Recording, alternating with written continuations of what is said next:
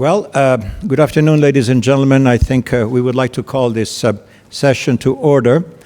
My name is Paolo von Schirach, and I am the president of the Global Policy Institute and professor of political science and international relations at Bay Atlantic University, both in Washington, D.C.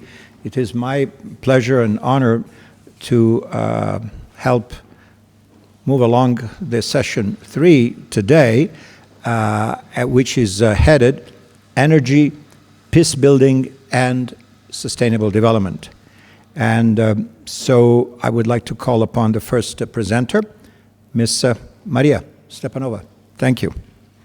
It's a privilege for me to be here, and thank you very much for the invitation. And I want also to thank their organizers, both Korean and Mongolian parties, for this forum. So my sphere of expertise is energy efficiency, and I'm busy with it for 15 years. And I also represent the NEOH, New Energy Advancement Hub, which is a distributed team of experts, and we are focusing on capacity building in the new energy topics. So my key message for today is that energy transition is about democratizing energy. And energy citizenship is a crucial concept here because when every of us is engaged and responsible in tackling with energy, we need it. And another thing is supranational cooperation. I mean, in managing energy efficiently. It's another key to a just transition. So we are witnessing simultaneously several global crises today. And energy is in the center, in the core of this transition and of all these crises. We got used to see it as a locomotive, as a driver of prosperity and of economic growth, and that's true. But paradoxically, it can also enforce inequality. For example, access to cheap energy doesn't guarantee success. And we need maybe not more energy, but more smartness with tackling with it. For example, Mongolia has got plenty of cheap coal, but I don't feel that Mongolia is satisfied with it. Yes, it's not enough anymore. Then more energy doesn't mean more resilience. Infinite growth is not a sustainable model, and maybe we need to rethink our paradigm of consumption. And the green transition also is a tricky thing, as it may be a new dependency trap, and now not on the fossils, but on the rare earth materials and elements, on foreign investment, on foreign technologies, on capacity, etc. And besides, yes, developing countries face a double burden. I don't like this term, developing countries, but still, okay, it's convenient and short. They need, on the one hand, to scale up their consumption to meet the economic growth needs and the growing population needs. But on the other hand, they are pressured, like they need to leapfrog directly to some green and clean technologies without that right and luxury of gradual transition. That's the problem. And here is a Sankey diagram. It's a typical heat energy distribution from one of the CHP stations. As you can see, about 50% is lost. It's the story as if I'm earning my salary, my money, yes, then I go to the supermarket, I buy some food for my family, and then I waste half of it. It's unacceptable, yes? I can't live in this way in my family. Nobody can. But we do it as a society in our energy systems. We still are doing, we are practicing this kind of models. So Mongolia is moving rapidly now, overcoming different issues like aging infrastructure, blackouts, air quality, high energy import share, yes, and unfolding its huge solar and wind potential. And I hope that the international cooperation, including with Korea, is a key in this new vision. So energy is the core of global crisis, And the problem is we manage it in an inappropriate way. So maybe solidarity here is more necessary than anywhere and than ever. So what can we do differently? My take today is that energy management is a perfect ground for fruitful solidarity. It's often misunderstood as a narrow, some technical discipline about some hardware technologies, some utilities or industrial settings. But in fact, it's about regulation and smart thinking. So it offers a universal logic, how energy is planned, how we generate it, transfer, consume, monitor, and do better, and improve our entire energy systems. And it's okay, energy management is good for anyone, for kindergarten, for households, for nuclear power station, for an industry, for national grid, doesn't matter. And also it's a good, transparent, governance tool and the tool of transparency and accountability. So its algorithm, as it is codified, for instance, in the international ISO 50001 standard, yes, it's quite simple and effective. I'm a certified auditor in energy management systems. That's why my experience allows me to say it. So we defined clear objectives, we collect data, and we make that energy review, and we analyze some inefficiencies, and we make targeted interventions, and then it's cyclic. So if you have heard of the Deming cycle, Plan, Do, Check, Act, then it means that we make that feedback loop for continuous improvement, and every next cycle we are better and smarter than the previous one. And so energy management is a kind of organizational framework. It's a kind of an umbrella. It's not a technology, it's an umbrella technique, I would say, yes? So it doesn't necessarily need huge investments or some hardware technologies. It can embrace them, but it doesn't need obligatory. And it's about systematic thinking, cyclicity, managing risks, engaging stakeholders, which is also crucial, yes? It's always data-driven today, always. It's not just concepts. It's very concrete statistical models about energy review. So it's transparent and accountability. It's about accountability. And it's technologically neutral. So it's really, it's some common thing for everybody. And it doesn't require significant capital. So what are the benefits? Maybe yes, we got used that new technologies of energy transition, yes, they grab headlines, but energy management and energy efficiency are really underestimated. But they deliver quite cheap and faster results. You know that 1 kilowatt hour saved is much cheaper than the same kilowatt hour generated. So we'd better start with energy saving and then allocate our investment into other technologies.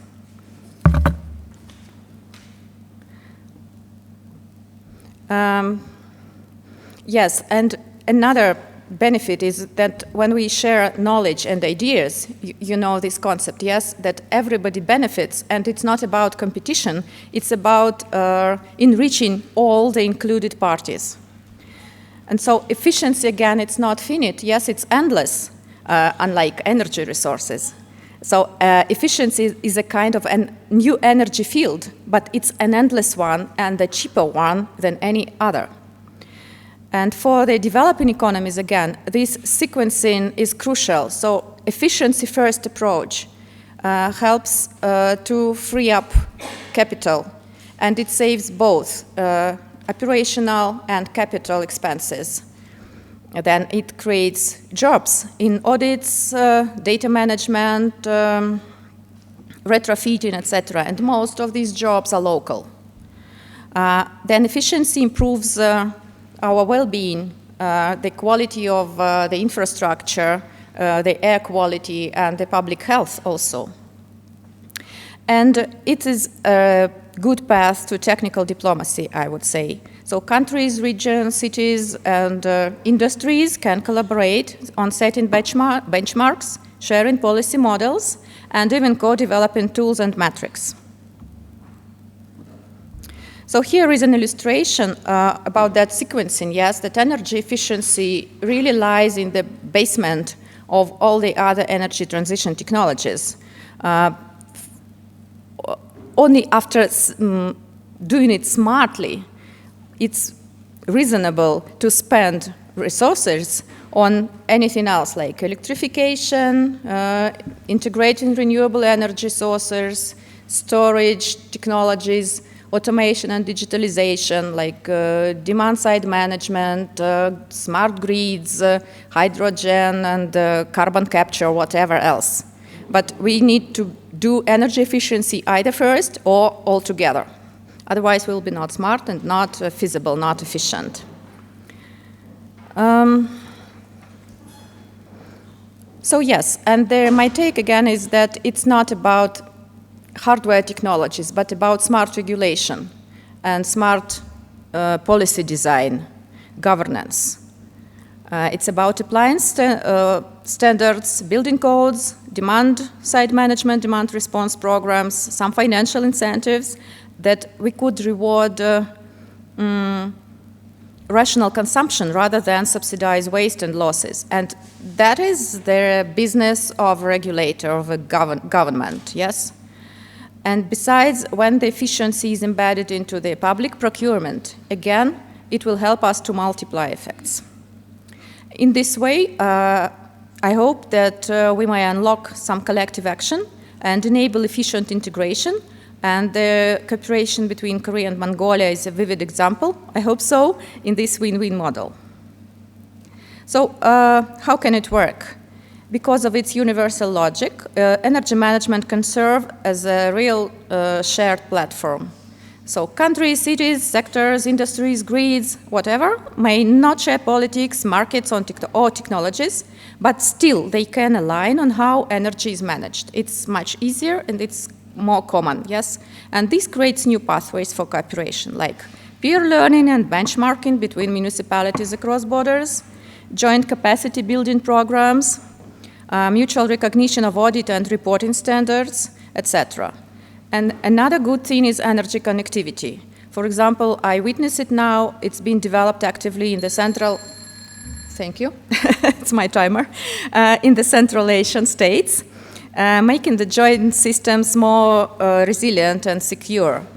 This energy connectivity can be both physical, like cross-border electricity interconnections, pipelines, etc., or systemic, through data interoperability, through harmonized standards, and coordinated planning. So we need to go beyond technology transfer and focus on sharing how decisions are made. And yes, the most importantly, that people must be part of that system through awareness, commitment, energy literacy, and have active participation. That is what we call the energy citizenship. So maybe you know this concept by World Economic Council, it's energy trilemma.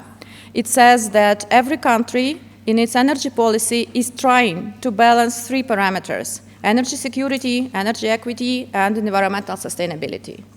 And it is always a trade-off. We cannot gain all the three, never. We have to compromise some of them to gain others.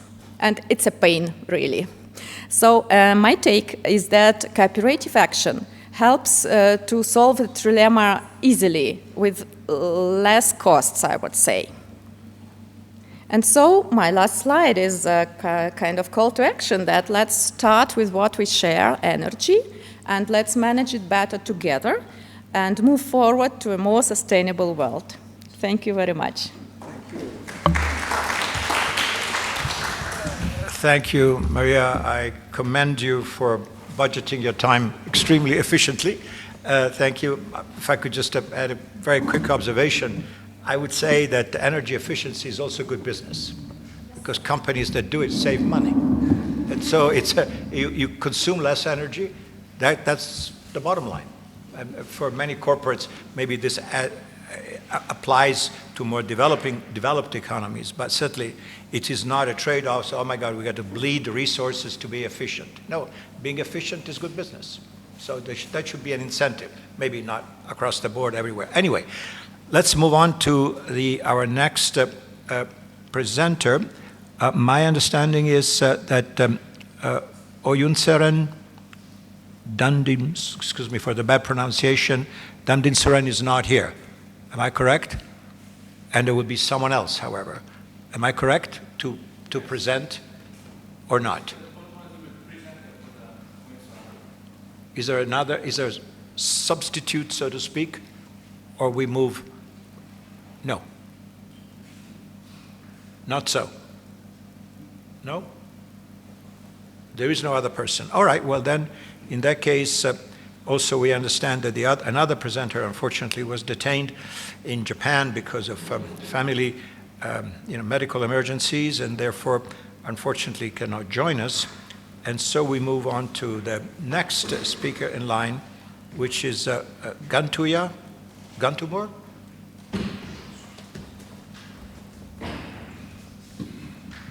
Thank you.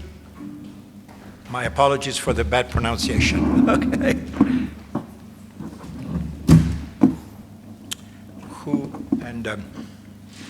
Here a presentation now, which is headed Mongolia's cybersecurity resilience and regional cyber conflicts. Obviously a very Good afternoon, everyone, and thank you for joining me here today.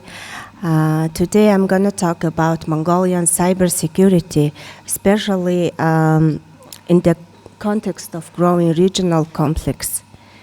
Okay. I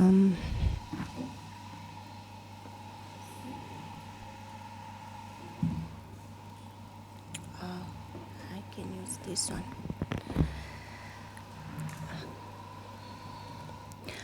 Okay, yeah. I currently lead the Information and Data Analysis Department at the Public Research of Mongolia, and I also work as a non-fellow researcher at the Institute for Security Studies. My research focuses on cybersecurity resilience and regional cyber diplomacy. And please note that this presentation reflects my personal views. Okay, and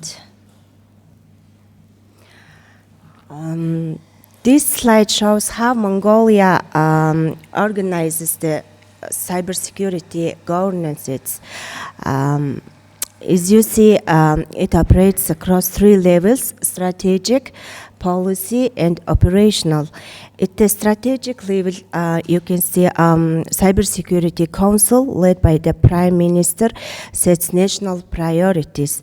The Cybersecurity Council Secretariat supports this by organizing quarterly meetings and coordinating the activities of different CERTs. Currently, Mongolia has 3 government CERTs, including military CSIRT, national CSIRT, and public CSIRT. The military CSIRT protects the defense sector. The national CSIRT focuses on government organizations with CIA, critical information infrastructure. The public CSIRT supports private sector entities with critical information infrastructure and the general public. In addition to this, the Cybercrime Department under the National Police Agency investigates and combats cybercrimes. Together, these organizations work to protect Mongolia's cyberspace from cyber threats and cybercrimes. Okay, Mongolia has developed several regulations under the cybersecurity law. This includes a list of CII entities, national cyber attack response plans, national cybersecurity strategy, etc. These were approved by the government of Mongolia and the Ministry of Digital Development, Innovation and Communications. Okay. Here are some key statistics. Mongolia has over 4.5 million internet users and more than 184,000 registered IP addresses. We have detected 83,000 suspicious IP and more than 58,000 malware activities.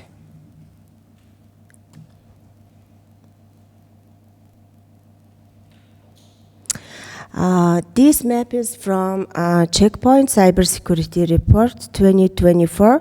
The darker the country, the higher the risk of cyber incidents. As you can see, Mongolia is marked as one of the darkest, indicating a high level of cyber risk. In the past 6 months, companies in Mongolia were attacked by hackers about 6,831 times every week. This is much higher than the global average, which is about 1,982 attacks per week. The table shows the types of cyber attacks of Mongolia versus globally.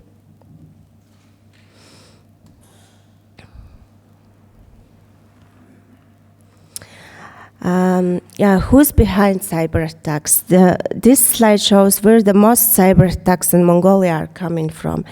The top 3 countries are Russia with 128 million, the United States with 65 million, and China with 50 million accesses weekly.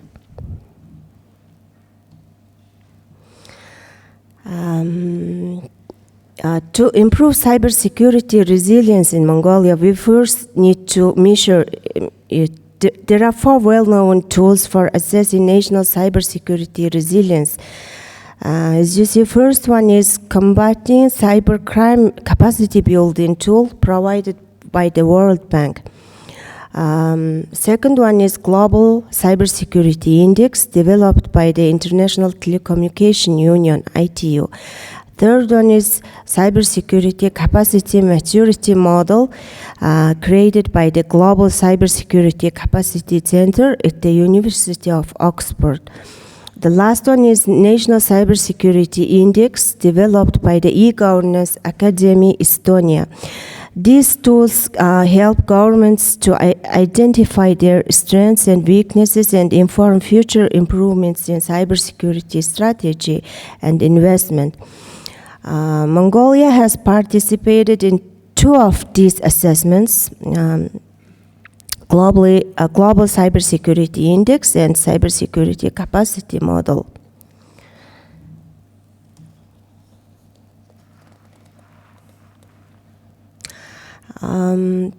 This is Global Cybersecurity Index. Mongolia has been assessed using this index.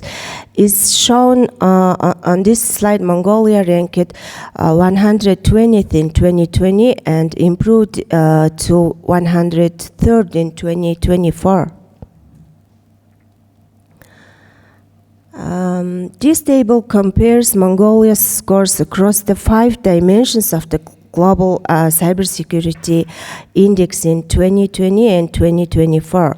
We've seen strong improvements in legal, organizational, and capacity building areas, showing that Mongolia has made progress in developing a cybersecurity framework. However, the technical and cooperation score slightly decreased.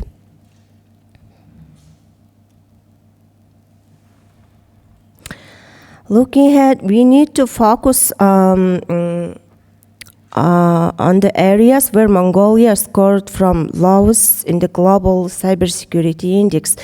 To help visualize this, I created a fishbone root cause analysis of the 5 key dimensions in this diagram. The head of the fish shows the total score. The closer something is to the head, the lower its score. The lines on slides show the reasons why the scores is low. For example, in cooperation section, we need to improve how the government works with private companies, how we share information, and how we join international agreements.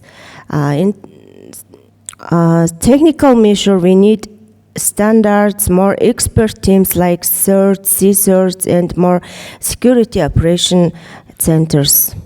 In capacity building, we need to improve public awareness, offer more training, and support research and innovation. By fixing these weak areas, we can improve Mongolia's cybersecurity resilience. This is a cybersecurity capacity maturity model developed by Global Cybersecurity Capacity Center at the University of Oxford. This model helps us understand how strong a country's cybersecurity is and where it needs to improve.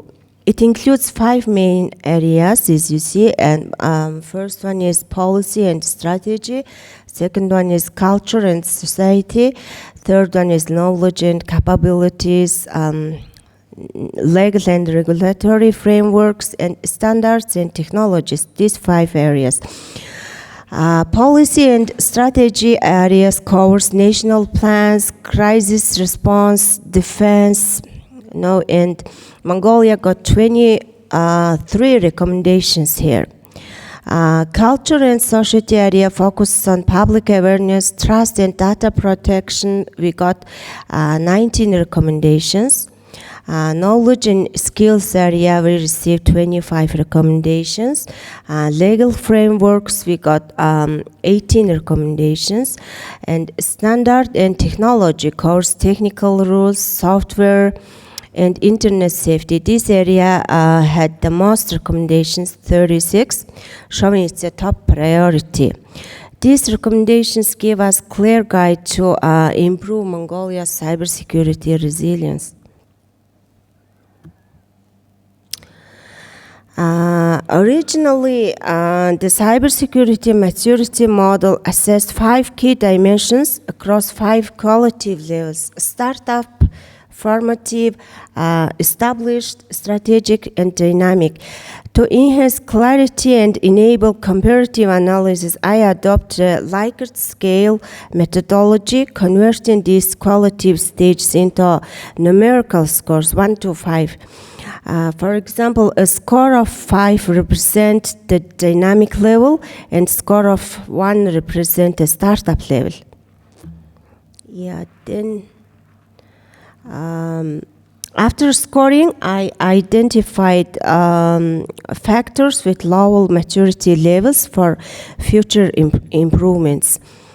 These include standards, security controls, software quality, cybersecurity marketplace, responsible disclosure, building cybersecurity awareness, cybersecurity research and innovation, etc.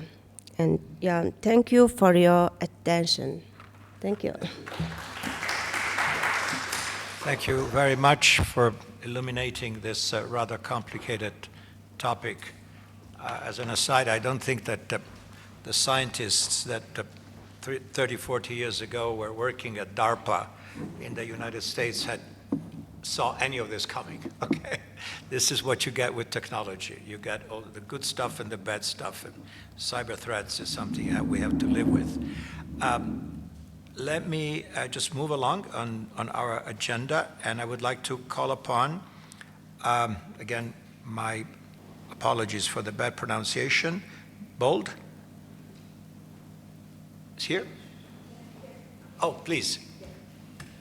If you, yes. And you be Kishi Jargal. Thank you so much, Mr. Chirac, and I think your Mongolian pronunciation is spot on. Okay. Okay, so dear esteemed colleagues, Would you like to, you prefer to speak from there? From here or? Please, come here. Okay. Like everybody else. That's Please. better. Join us at the podium. That's okay. I think people can see you better.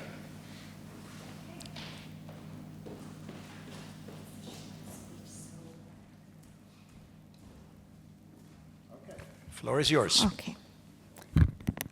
So I apologize for my misunderstanding. So, dear esteemed colleagues and scholars gathered here today, I want to express my sincere gratitude, especially to organizers and Mr. Chirac for allowing me here to participate in this conference and share my thoughts.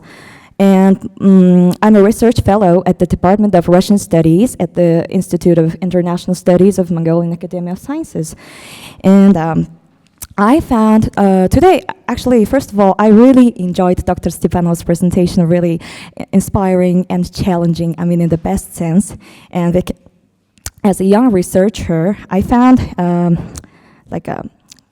the idea that the energy can be a basis for supranational solidarity, especially through management and efficiency and shared standards, is such a compelling vision. And so I truly appreciate how clearly and practically you laid that out. And I'd like to, but first of all, I'd like to talk about the situation in the Northeast Asian region, because as we all know, in our region, we have deep energy interdependence, but very limited energy solidarity, like we all know.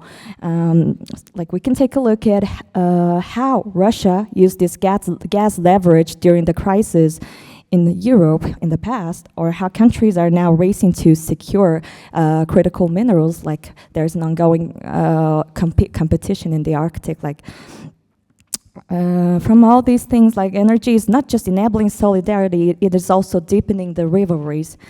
And our country, Mongolia, presents an interesting case in the situation, because we produce roughly 80% of our electricity domestically, and also while the remaining 20%, actually 22%, is like imported primarily from our two neighbors, Russia and China. This means that we are partially dependent on external supply, which also introduces geopolitical vulnerability. Like it actually affects in our diplomatic posture on the international arena. And also at the same time, around the today, as of 2024, I guess around like roughly 20% of our generated electricity comes from renewable sources. And you also mentioned that we actually have this abundant potential in renewable, including wind and solar. So we actually are making strides, but energy diversification and resilience remain critical challenges still. While there are ongoing regional efforts, such as the Asian Supergrid initiative, which envisions shared electricity infrastructure across countries. And so far, technically, this sounds like a promising platform for solidarity, a way to share resources and balance load and integrate renewables across borders in the region. But in practice, these efforts require navigating this political mistrust and infrastructure asymmetry and competing national interests. So in this context, one lesson we can draw from those international examples is that connectivity does not automatically lead to cooperation. Like the European Union synchronized electricity market works, because of shared rules, transparency, and political trust between the countries, and not just equipments and stuff. So in contrast, in some regions, cross-border links exist, but they remain underused due to lack of trust or unclear regulation.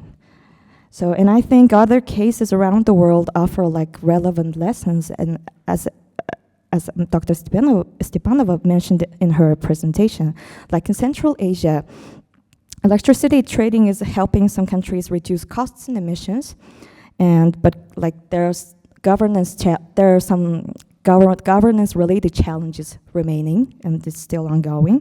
And Bangladesh's solar revolution has been driven by strong community engagement and local entrepreneurship, and also Rwanda, Rwanda has shown that planning and ownership at the local level matter more than financial input. And even in Europe, those several countries that adopted ISO 50001 standard, all these examples shows how such cooperation can quietly move forward. It actually makes effort, I think, in this case. So for Mongolia, the way forward actually involves investing in domestic capacity and especially in renewables and smart grids, while carefully engaging in regional cooperation, like this Asian supergrid and like this ongoing initiative.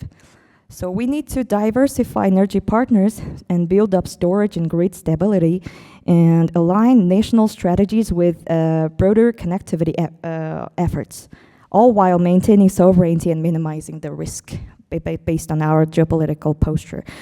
And so the key question for this region, like Northeast Asia or Asia, is can we build energy solidarity without deep political integration?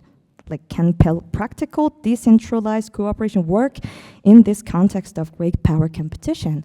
I think, I personally believe that it can, it can be done if we start from the bottom, like up with transparency, like the data sharing and small scale cooperation, like building the trust, we can achieve that, I think.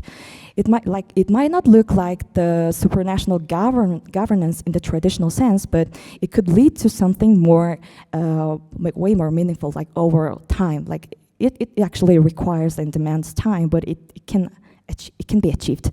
In regions like ours, how to say? Okay, like in the regions like ours, where traditional diplomacy often hits a wall, like there's so much like geopolitical tensions going on, and that in this situation, that may be our best way forward, like building trust step by step and layer by layer. And it won't be fast, so, but it could lay the groundwork for something deeper.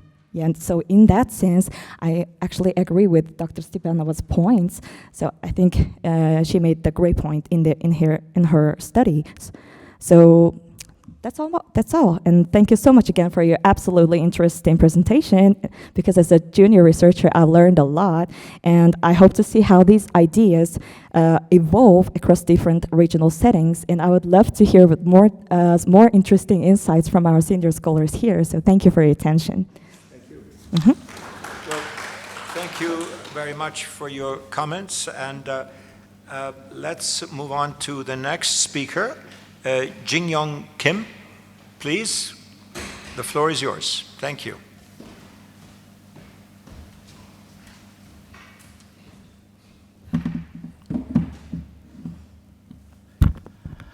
Good afternoon, everyone. I'm Jin-Young Kim.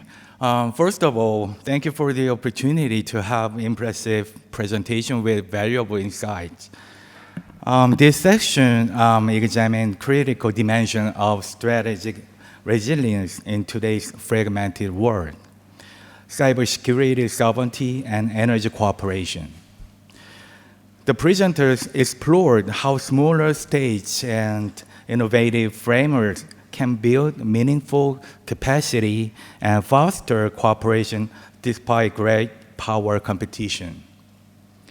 Each presentation addressed a fundamental challenge, from Mongolia's diplomatic innovations to energy solidarity architecture.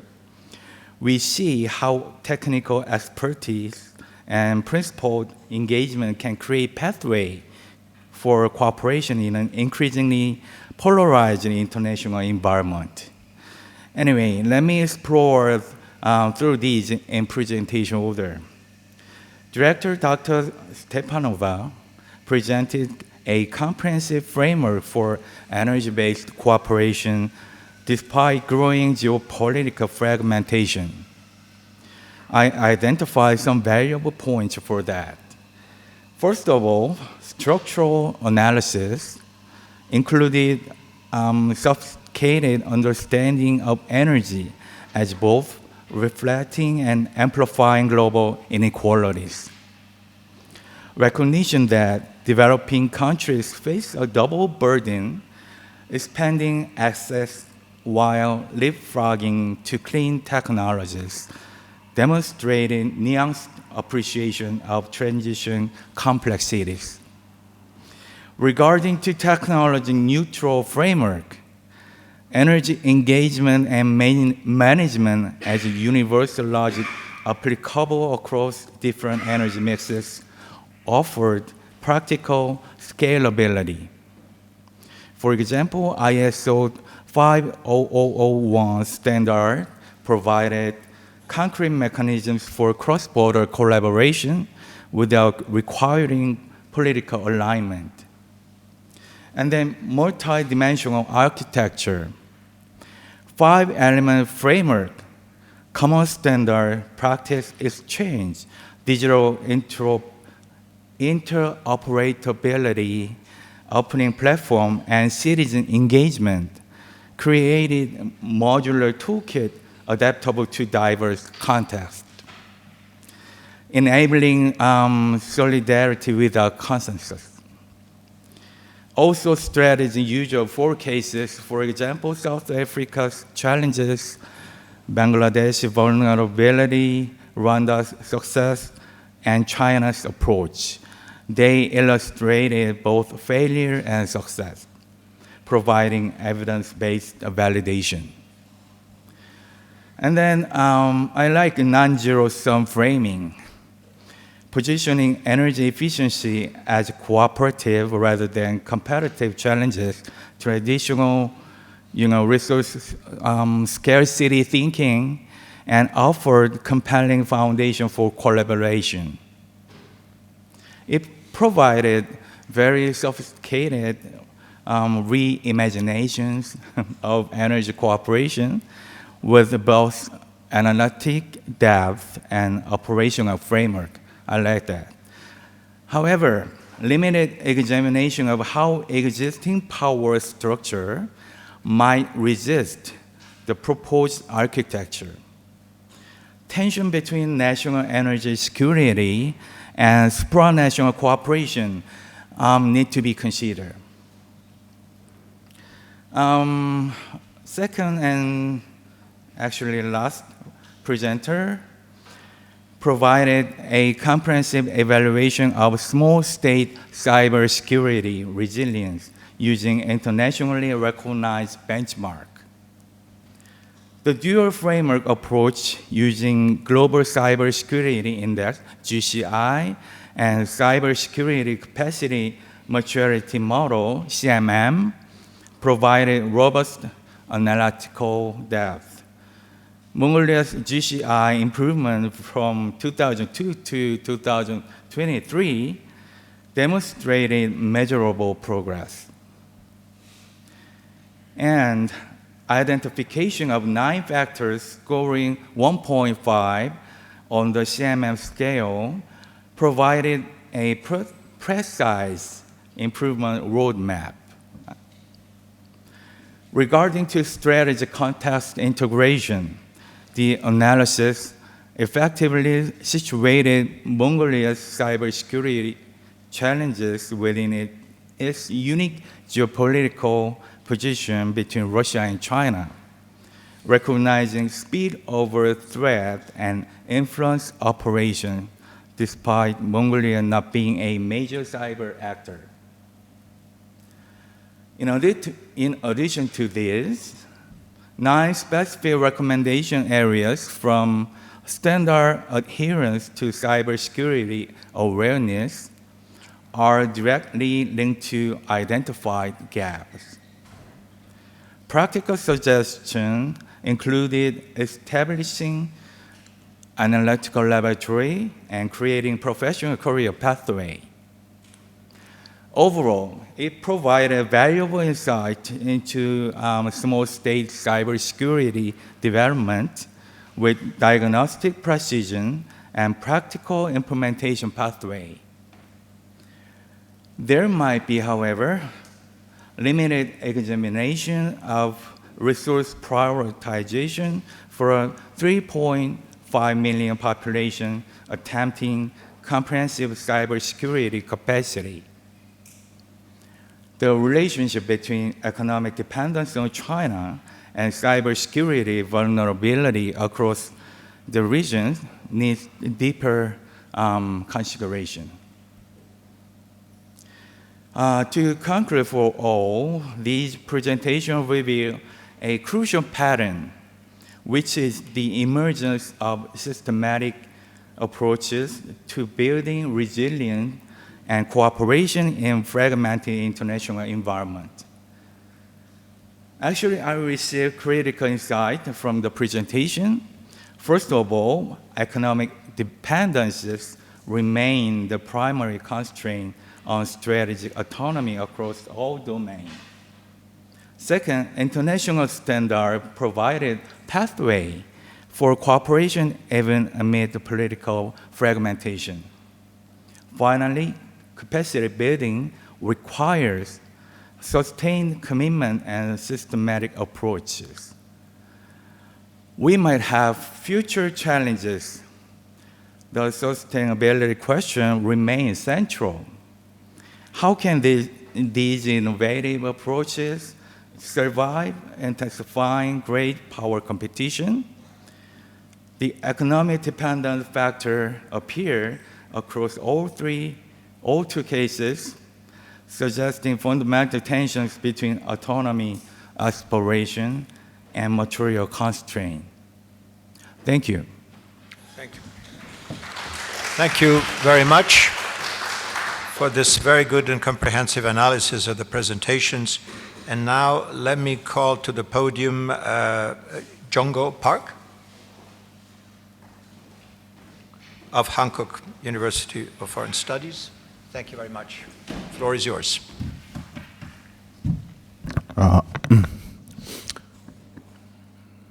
Good afternoon, everyone. My name is Jong-go Park. And first of all, let's thank you for your opportunity to share with your interesting presentations with us. And I'm really impressed and have time to think about many different points that very easy to overlook in my daily life. So I review 3 conferences papers and comments on the methods, evidences, and policy value. So my discussion follows the presentation orders from the Dr. Maria Stepanova and Mrs. Oyun Suren, Damdin Suren, and Ms. Gantuya Gantumers. So Dr. Stepanova argues that global energy inequalities now undermines the international cooperations. So she proposed shared energy management systems and outlines a 5-step cycle of target settings, measurements, improvement, as knowledge exchanges and public participations. So her concept is very clear, and I found that this can be a potential to be generalizable into the all universal applications. So this paper also gives short cases from and comparable cases from the South Africa and Rwanda that link energy audits to capacity building within these states. So, however, there's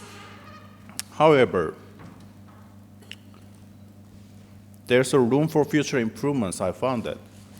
So these arguments can take advantages from adding quantitative evidences. So this paper needs to show how many kilowatt hours were saved, or how much CO2 was avoided, or it should also explain. So why fossil fuel exporters would join a system that's seemingly unbeneficial compared to their short-term gains. So it can be beneficial to theoretically, it's defensible from the potential theoretical challenges from the cost and benefit mechanisms of the fossil fuel users. So the second presenter describes the 3 tools Mongolia used to support security in Northeast Asia. So a self-declared nuclear weapon-free status, the annual Ulaanbaatar dialogue, and balanced diplomacy with all regional actors. So she notes that the United Nations recognized Mongolia's nuclear-free status in 2012. And attendance data confirms that the dialogue has continued since 2014. So this paper would benefit from evidences that these meetings changed their behaviors, such as new competence building measures or reduced military activities, such as things as when we apply such an evidence into their papers, I think that they can benefit from a more valuable papers. So it should also address Mongolia's heavy trade dependencies on China, which may limit their policy autonomy of Mongolia in these cases. So third presentations assess the Mongolia cyber posture with the Global Cybersecurity Index and the Cybersecurity Capacity Maturity Model. So legal infrastructures courses are strong, but technical capacities and workforce skills remain less clear, I think. The paper uses international benchmarks and lists actions such as responsible disclosure rules and awareness campaigns. I think this paper can take advantages from adding cost and stepping estimates to test feasibility and including concrete case studies to illustrate external threats. So when I integrate three different papers into the for leading a broader debate, so three common points emerges from these presentations. First, local tools, ISO procedures, or nuclear-free law, or cybersecurity indices, give smaller states practical ways to engage in global governance. So second, each paper needs clearer metrics, energy saved, agreements is made, or cyber incidents is reduced. Third, our authors know shortages of skilled personnel. Coordinated regional training could address the gap across energies, security, or cyber domains. So major power rivalry continues. So middle-sized and small states must help maintain rules, standardized energy management, inclusive security dialogue, or structured cyber capacity buildings are viable tools for meeting this purpose. To move from the concept to implementations, each study should set manageable targets, define resource needs, and plan periodic evaluations. Future avenue for discussions links the three themes into one shared risk: digital dependence. Energy management systems now rely on smart meters and cloud dashboards, while dialogue platforms and nuclear-free arrangements store sensitive data online. This convergence means that weak cyber defenses can undermine both energy saving and security trust. A joint studies mapping cyber vulnerabilities in critical energies and diplomatic networks would therefore be useful, I think. It could also target whether common standards such as the ISO or for information security can integrate with ISO 50001 for energy management and with the cyber capacity metrics already is mentioned by the third presenters. So finally, another extension concerns regional partnerships designed. Our authors describe tools that small or middle states can own, yet non-explorers how to share costs through unilateral funds or blended finances. Future work might model a three-pillar facility that bundles energy efficiency loans, cybersecurity grants, or dialogue logistics under one administrative roof. Such schemes would attract climate finances, development banks, or private insurers, while giving participating states a single dashboard for tracking results. Okay, so this is all I prepared, and thank you very much for listening. Thank you very much for this comprehensive analysis and pointing out so many features of the papers that were prepared for this session. So with this comment, we conclude today's session on energy, peace building, and sustainable development. I would like to thank all the presenters and all the commentators, and we stand adjourned. I see here from the agenda we have a group photo and coffee break. So, no mic to the floor? Well, yeah, good question. Yes, if there is since we still have more time, let us ask the participants if you have any thoughts, any questions, any comments on everything we've heard today. A lot of food for thought. Anybody would like to, any observations, any comments, any additional thoughts on the topics presented?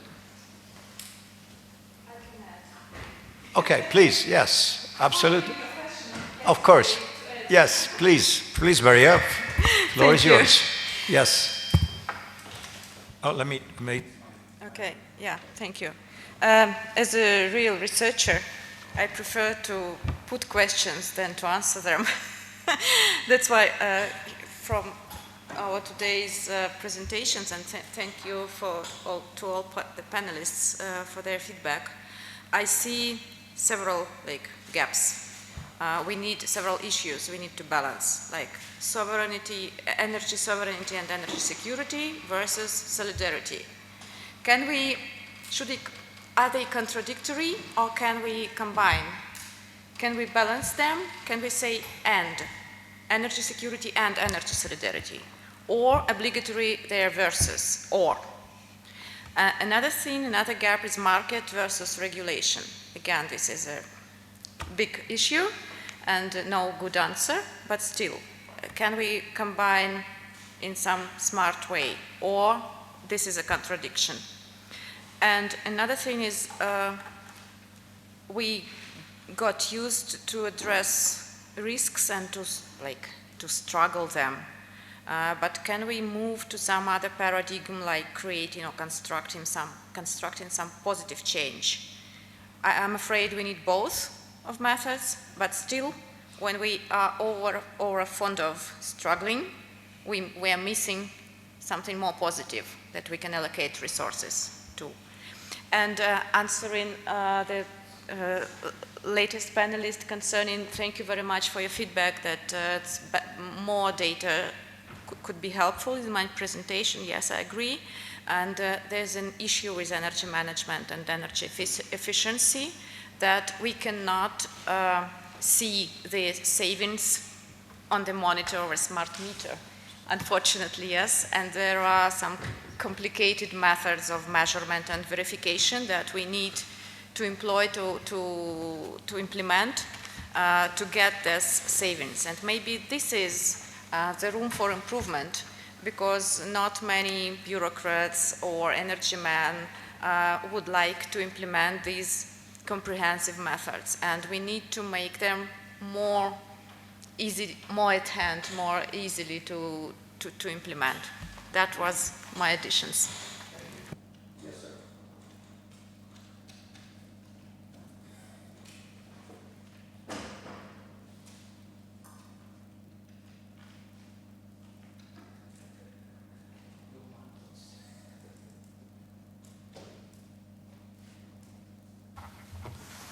Okay, thank you. Thank you for the nice presentation, valuable remarks. First of all, when it comes to Maria's argument regarding the concession of sovereignty and the ways of making solidarity and supranational cooperation, well, it's been a long-standing agenda in the international arena that how much do we have to concess our sovereignty to fight against the global agenda.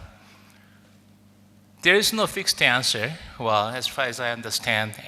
But last year in Baku, COP29 was hosted by the Azerbaijani government, and the result was that they launched, as far as I remember, Baku Global Climate Transparency Platform.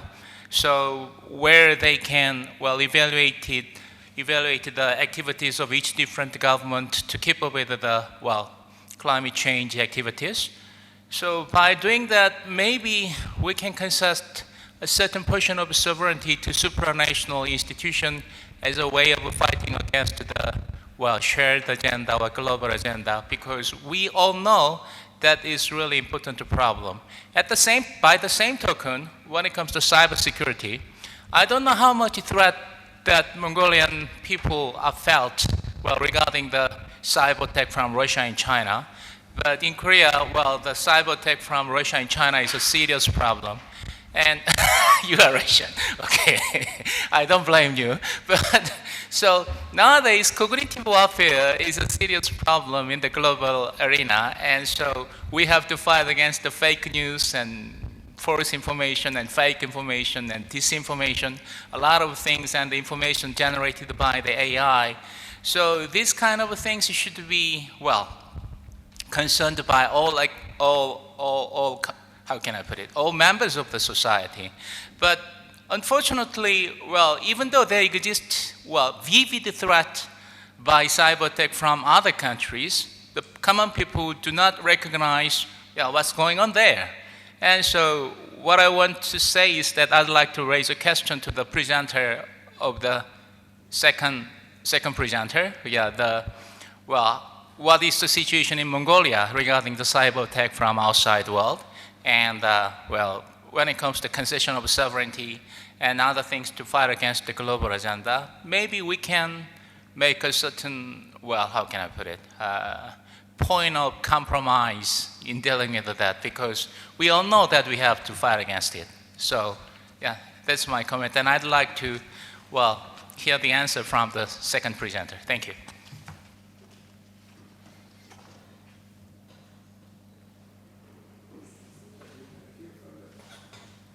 So my question was that, in Korea, we felt the threat of cyber attack from outside the country. And I think that you also pointed out the existing threat from outside, cyber attack. And so what is the situation of Mongolia when it comes to common people? How much they are aware of the cyber attack from outside, and also how the Mongolian government take initiatives to fight against those kind of attack. Кибер аюулгүй байдлын чиглэлээр одоо нөгөө кибер командл гэдэг юм одоо юуг цэргийн нэгжийг байгуулаад дээрэс нь нөгөө кибер гэмт хэрэгтэй тэмцэх юуг цагдаагийн юуг байгуулад байгаа. Тэд нар ч бас нэг арга хэмжээ байхгүй. Тэгээд дээрэс нь бас хуулиа баталсан байж байгаа. Тэгээд кибер аюулгүй байдлын зөвлөл гэж байж байгаа. Ер нь нөгөө бүгд тий. There are three government CSIRs in Mongolia. Oh, okay. There are three government CSIRs in Mongolia to protect Mongolian cyberspace. One of them is military CSIRT. It protects defense sector. And national CSIRT protects government agencies with critical information infrastructure. And the public CSIRT, which I work with, protect public entities with critical information infrastructure and other legal entities and the general public, I mean Mongolian people. Yeah, that's the structure of Mongolian cyberspace protection. And we have Cybersecurity Council, which organizes cybersecurity, which coordinates those sorts activities and organizes quarterly meetings. Yeah, and that's the governance, how Mongolian cybersecurity governance work. Is that what you want to ask, or?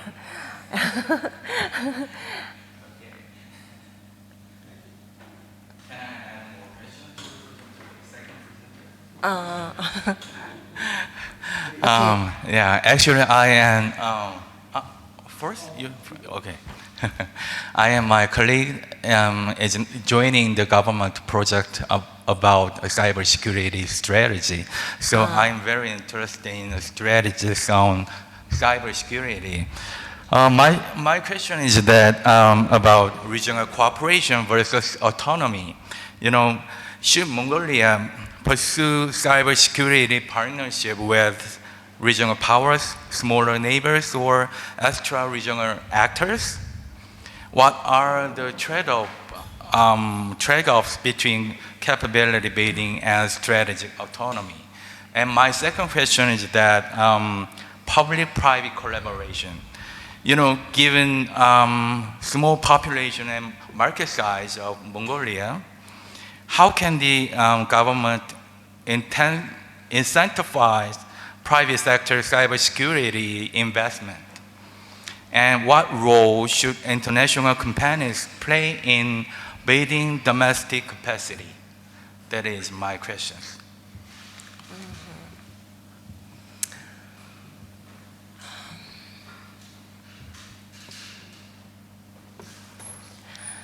Okay, first question was cyber diplomacy.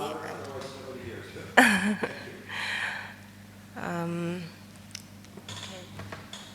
Let's see.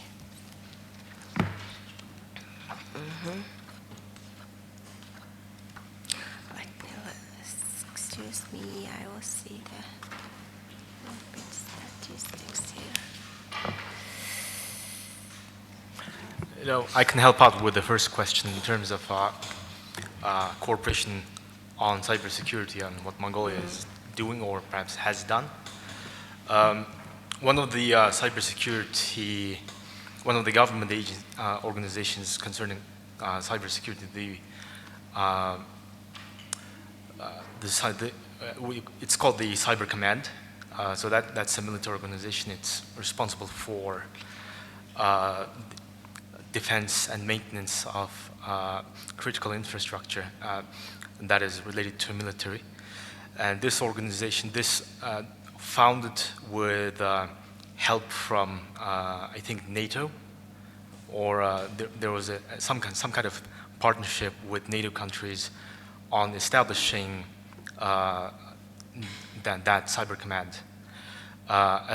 When it comes to that's extra-regional actor, but regionally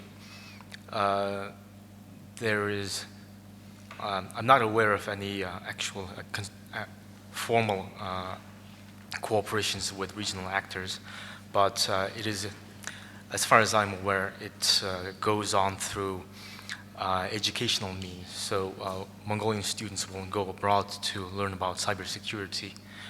And of course, private sector also cooperates with regional and extra-regional entities to improve their capacities to protect their customer base, particularly banks, because they have to protect their customers' money from cyber threats, from stealing and theft. I guess that kind of also goes into your second question about how the private sector operates. And yeah, so the banks and financial institutions would have taken more important steps in ensuring their customers' data and also their customers'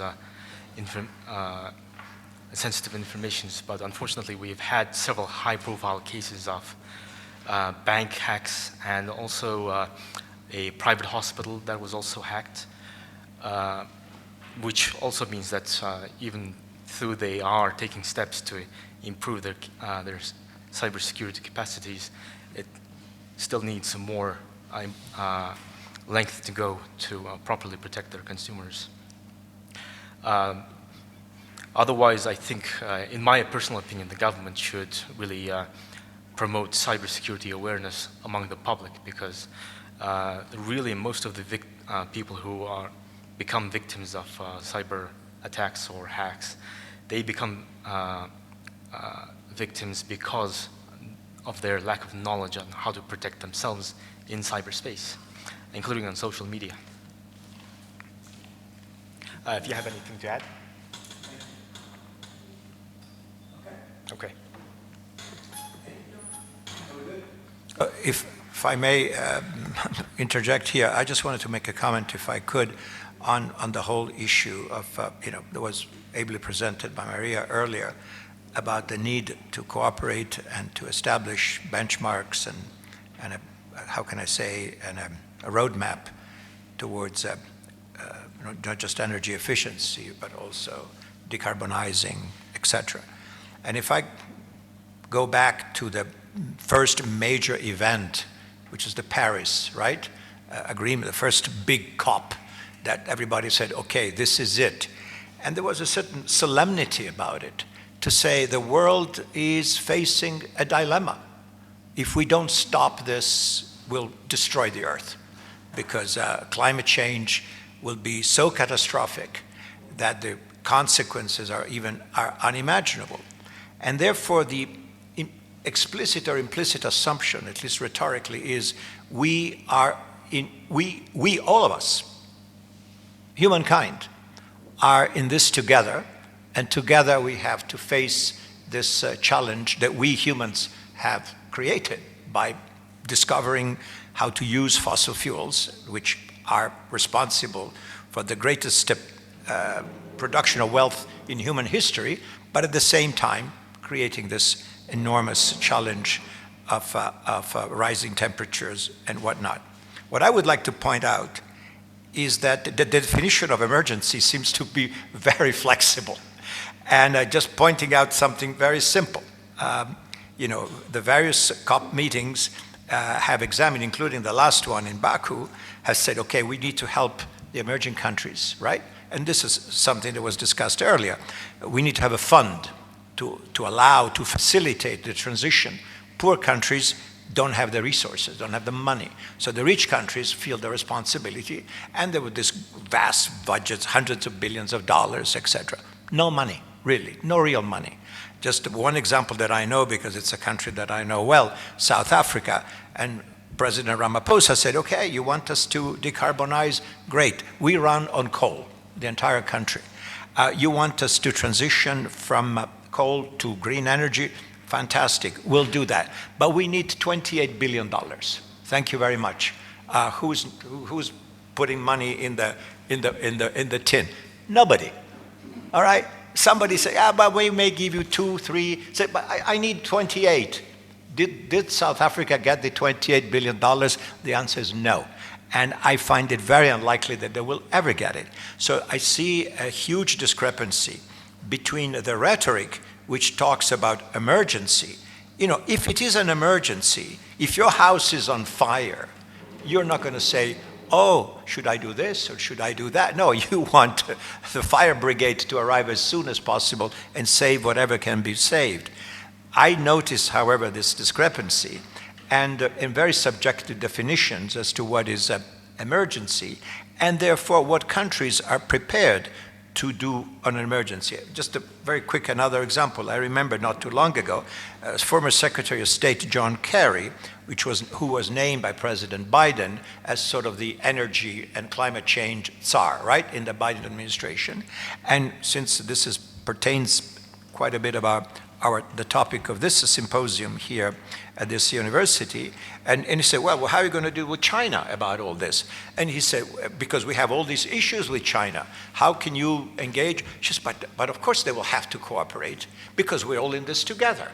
And the Chinese have to realize, as much as we do, that we are in a climate emergency, and so we have to come to some kind of an agreement. And that proved to be a complete fantasy. We have no agreement on nothing at all with China, between the US and China, on benchmarks and the reduction of emissions, etc. So this is what makes me, I don't know, a little doubtful as to the ability to reach extremely ambitious goals about decarbonizing and transitioning to green energy. Because the rhetoric is, yes, we're all in this together, it's an emergency, we must do something, and we're already late, and drastic steps need to be undertaken. And the reality is of things not being done at all.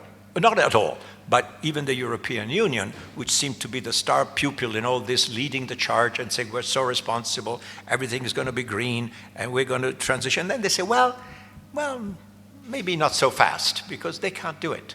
And therefore they said, well, you know, maybe natural gas is a good thing, at least for a while, not forever. So we're not going to transition away from that. And I mean, I could go on. My simple point is that there is quite a bit of hypocrisy in countries making huge and strong declarations in terms of what they really ought to do and what they are actually doing, which is not nothing, I'm not suggesting that, but it is far less and a much slower pace than initially declared. And then because, you know, when it comes to having public, especially in democracies, when you tell people you got to pay the bill, they don't want to do it. You know, when people are told, in the US, in many opinion polls, is climate change an emergency? People say, yes, yes, of course it's an emergency. Do we need to do something really, really dramatic about? Yes. How much are you willing to spend? How much money are you willing to give to this cause? $200, something like that. So there is a degree of unseriousness about it. And again, this is just a general comment. I don't mean to say that on account of this, all these efforts are, how can I say, useless, because they're not. But I'm saying that there is not, governments are not called to the task when they make certain sweeping statements, and their actions in reality are fall far short of what they declared that they would do. With that, there's always hope in the future that things get better. So this is my comment. Thank you. Any other comments? Actually, if I may frankly speak, well, the two big energy consuming countries, the United States and China, are responsible for this climate change problem. But the Kyoto Protocol was overturned by the next president, and Paris Accord was overturned by the next president. And Mr. Donald Trump always argued that there is no climate change. So, well, what would be the attitude of the United States should be a key, to fight against the climate change?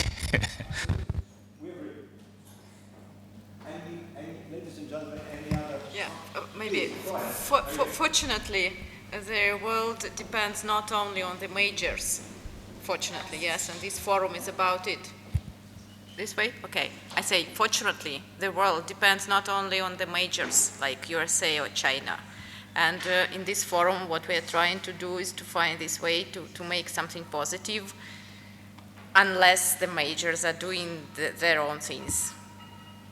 Yes, and it's always, and the problem is maybe that the lack of agreement, of ability to agree, just for humans.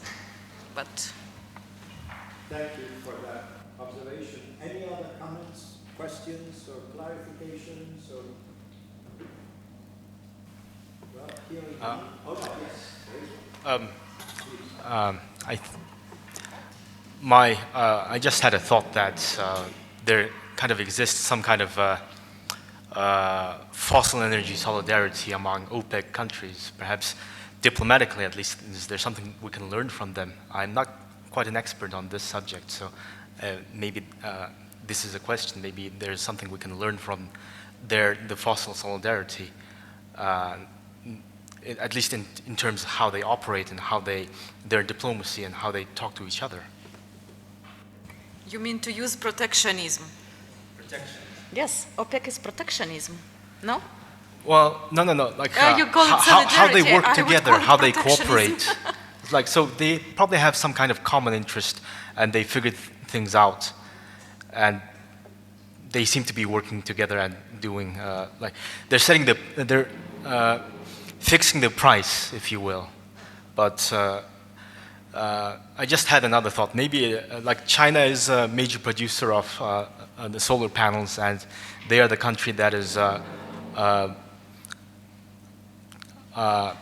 mining and refining the rare earth minerals, which are used to produce the batteries, the solar panels. Don't they have a vested economic interest into somehow pushing, somehow promoting the green transition? I'm not an expert, so that's why I'm kind of spitballing here. Again, I don't want to make this too complicated, but as you probably know, rare earth minerals are also used in the production of defense equipment, okay? And of course, China may have you could say, oh, shouldn't they have an interest in spreading out green technology and allowing, therefore, those, well, if countries also want to purchase those items to improve the technologies of their weapon systems, well, that's another story, right? In that case, China has every interest not to sell them to competitors.